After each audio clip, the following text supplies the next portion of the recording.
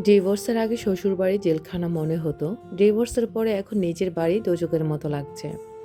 পরিস্থিতি যেমনই হোক, ডিভোর্স কখনো সুখ দেয় না। কমপক্ষে কোনো মেয়ে সুখী হতে পারে না। জানি না আমি কেন বলছি, হয়তোবা এজন্য কারণ আমি চাই আর কেউ আমার মতো ভুল না করুক। হয়তো এজন্য কারণ আমি চাই ঠুনকো কারণে সংসারগুলো ভেঙে না পড়ুক।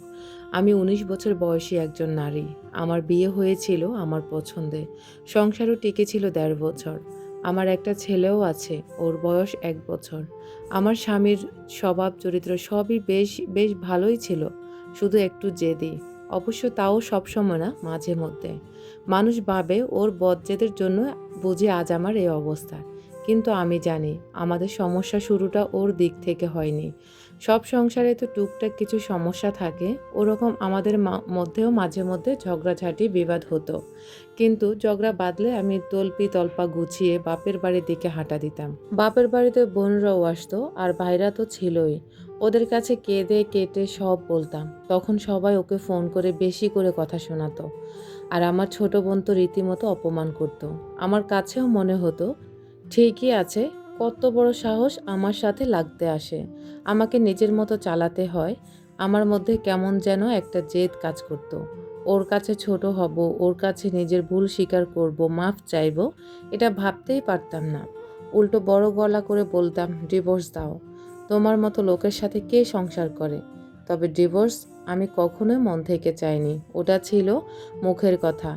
ওর সামনে ছোট হওয়ার চাইতে ডিভোর্স চাওয়াটাই আমার কাছে সঠিক মনে হতো।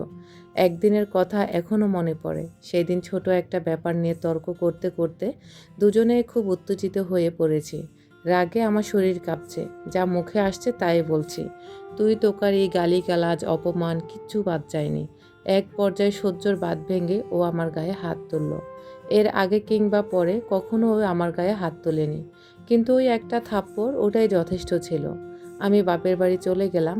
আর হ্যাঁ, বরাবরের মতো এবারও আমি নিজের দোষের দিকটা না বলে খালি ওর দিকটাই বলে গেলাম। মানুষের দোষ দিয়ে আর কী লাভ? সবাইকে যা বলেছি সেটার উপর ভিত্তি করে তারাই বিচার করেছে। পরিবারের সবাই বলল, এমন ছেলের সাথে সংসার করার কোনো দরকার নেই, মামলা ঠুকে দাও।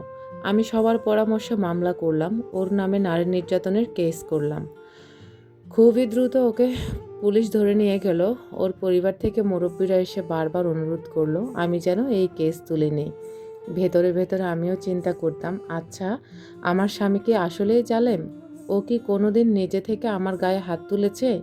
আমি যদি ওকে এত খারাপ কথা না শোনাতাম, তাহলে কি ও আমার গায়ে সেদিন হাত তুলতো? আমার বাবা মা আমাকে বুঝিয়েছিল, আমি যদি এত কিছুর পর ফিরে যাই, তাহলে ও ভাববে আমি বুঝি অসহায়, আমাকে আরও পেয়ে বসবে, আমার উপর ইচ্ছা মতো ছড়ি ঘুরাবে। একবার গায়ে হাত তুলেছে মানে বারবার একই কাজ করবে, কাজেই নিজে থেকে ফিরে যাওয়ার তো প্রশ্নই আসে না। কিন্তু আমার মনের ভিতর কে যেন চিৎকার করে বলতো, ও তো এমন লোক না।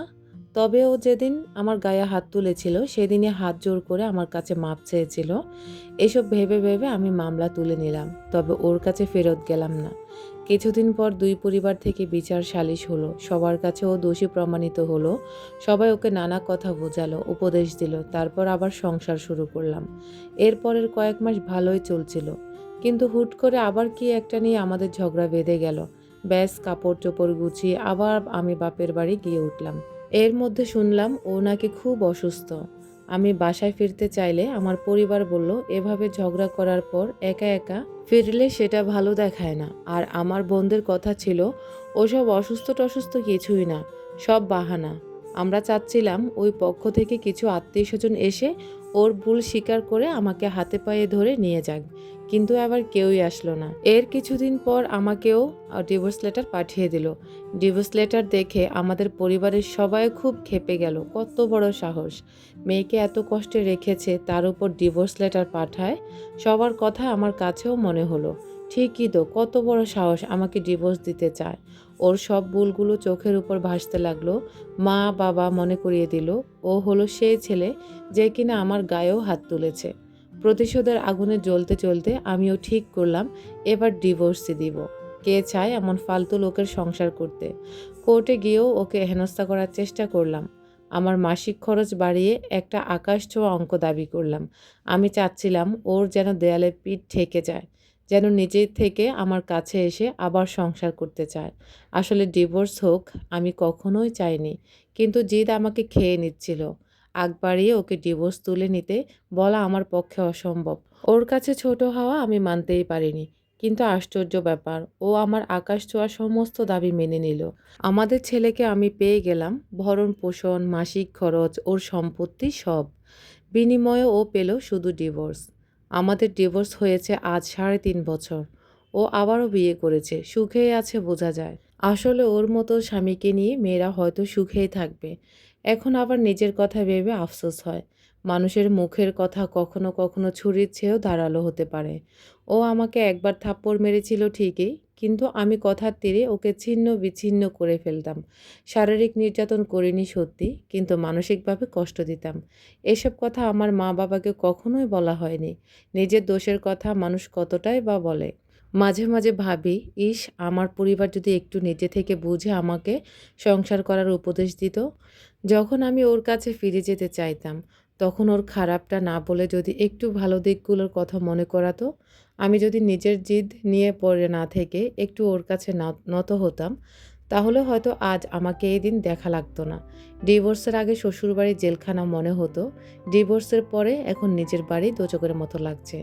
আজ আমার ভাই বোন বন্ধু বান্ধব সবার নিজেদের সংসার আছে, কিন্তু ছোট্ট ভুলে সব শেষ হয়ে গেছে। তাই দোয়া করি আমার মতো জীবন যেন আর কারো সাথে না হয়।